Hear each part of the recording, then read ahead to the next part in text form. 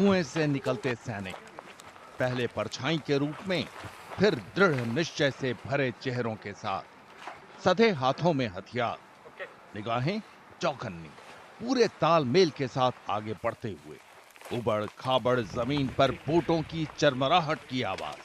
फिर टीम फैल जाती है हमले के लिए। ऊपर ड्रोन मंडरा रहे, निगरानी कर रहे, नजर रख रहे, मार्गदर्शन कर रहे। ये सेना का कोई सामान्य अंग नहीं, भैरव बटालियन। भैरव बटालियन का नामकरण भगवान शिव के उग्र योद्धा के नाम पर किया गया। आदर्श वाक्य है अभयम भैरव या निर्भीक रक्षक। यह इकाई भविष्य के युद्ध के अनुरूप है। इसका गठन सेना के युद्ध करने के तरीके में निर्णायक बदलाव का संकेत है, जो रफ्तार, सटीकता और अत्याधुनिक तकनीक का संयोजन करती है। ये बटालियन भारत में बने नवीनतम हथियारों से लैस है। हर बटालियन में सिर्फ 250 सैनिक हैं। कहने को वे पारंपरिक पैदल सेना के आकार का करीब 1/3 हैं, लेकिन विनाशकारी बहुक्षेत्रीय मारक क्षमता से लैस है। As such, we are aware that this particular decade has been named as a decade of transformation. In the same chain of things, the Bhairav Battalion also raised, and this battalion is not only capable of taking any conventional operation, but it is also equipped with the modern weapon, modern warfare system like drone warfare, cyber capability, info warfare.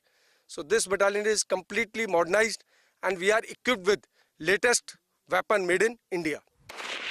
पारंपरिक पैदल सेना लंबे समय तक चलने वाले युद्धों के लिए बनाई जाती है, जबकि भैरव बटालियनें बिल्कुल नई रणनीति के साथ काम करती हैं। कॉम्पैक्ट और उच्च प्रशिक्षित टीमों से बनी बटालियन की ताकत संख्या में नहीं, बल्कि सटीकता, अचानक हमला करने और हर भूभाग पर कब्जा करने की क्षमता में है।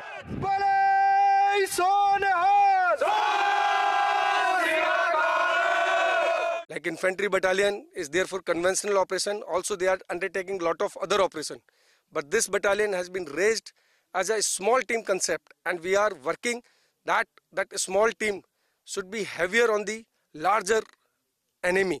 That is with the stealth, surprise, and shock action. We will achieve it. And the principle of this battalion is stealth, information, and discipline. And how does it different from the special force? Let me tell you, there is no difference, and we are multi-domain operationalized and multi-domain specialized battalion. So we can operate in all kind of terrain. The SF, which is for the strategic operation, and we are there. Whatever task will be given to us, we will undertake that operation. Bhairav battalion की 15 टुकड़ियां पहले से काम कर रही हैं। इनके अलावा उत्तरी, पश्चिमी और दक्षिणी कमानों में दर्जनों टुकड़ियां गठित की जा रही हैं। भैरव बटालियन की घोषणा पिछले साल कारगिल विजय दिवस पर सेना प्रमुख जनरल उपेंद्र द्विवेदी ने की थी। ये सीमा पर बढ़ते खतरों से निपटने के लिए भारत की नवीनतम तैयारी है।